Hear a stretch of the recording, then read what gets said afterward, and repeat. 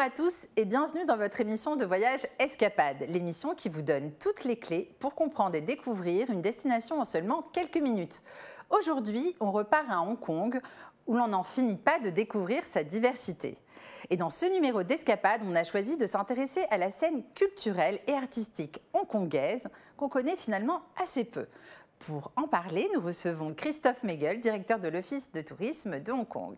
Alors, Hong Kong, c'est vraiment une destination avec l'un des PIB les plus élevés d'Asie. On connaît le monde des affaires qui est florissant. Et puis la culture dans tout ça, est-ce qu'elle a sa place là-bas ? Hong Kong a une culture un peu unique, faite de la mixité de son histoire. Donc on a des influences européennes sur fond de vraiment siècles d'histoire chinoise et de culture chinoise.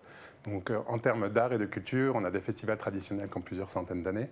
On a également des traditions comme l'opéra cantonais, qui est un art du spectacle très local, mais qu'on peut découvrir à Hong Kong dans des cadres anciens, comme le Yo Ma Tei Theatre, comme le nouveau musée, le Shiku Center, qui donne des représentations ultramodernes pour cet art traditionnel. On a également, bien sûr, des festivals de musique, des festivals dédiés aux arts, et des lieux maintenant d'envergure mondiale qui viennent d'ouvrir dans le nouveau quartier de West Kowloon. Et justement, est-ce que Hong Kong a conscience de l'importance de préserver ce patrimoine ? Oui, outre les monuments protégés, dont les temples dont je vous ai parlé, on a également des programmes de protection et de réhabilitation. Notamment deux exemples marquants, le PMQ, qui est un ancien centre de logement de familles de policiers, qui a été réhabilité en centre de design et d'art contemporain, où maintenant les designers peuvent vendre des petits produits qu'ils ont créés eux-mêmes aux visiteurs. Donc là, on a un souvenir unique, parfait, personnalisé, extrêmement qualitatif à ramener.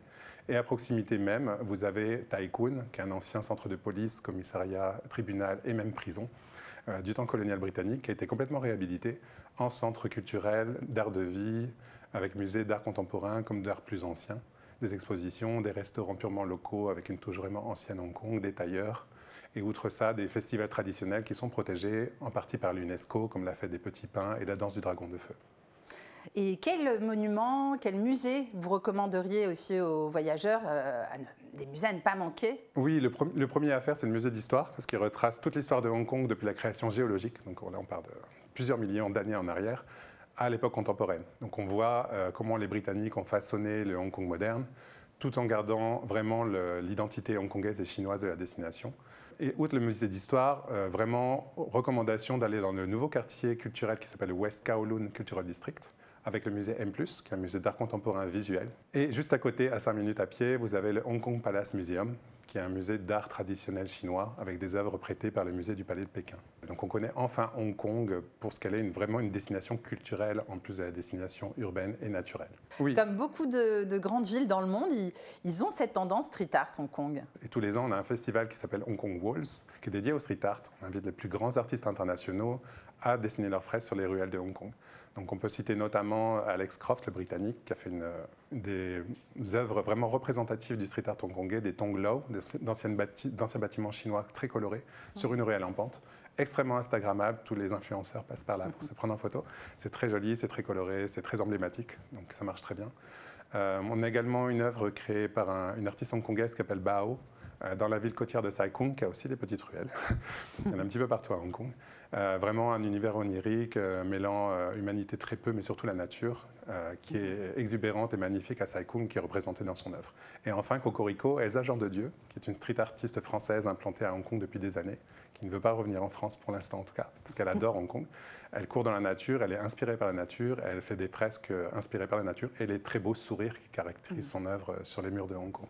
Absolument. Et pour terminer, les festivals et les événements immanquables à Hong Kong, alors ce serait quoi ? Donc le premier de l'année, bien sûr, c'est le Nouvel An chinois, donc en janvier ou février selon les dates lunaires. L'année prochaine, en 2025, ce sera le 29 janvier.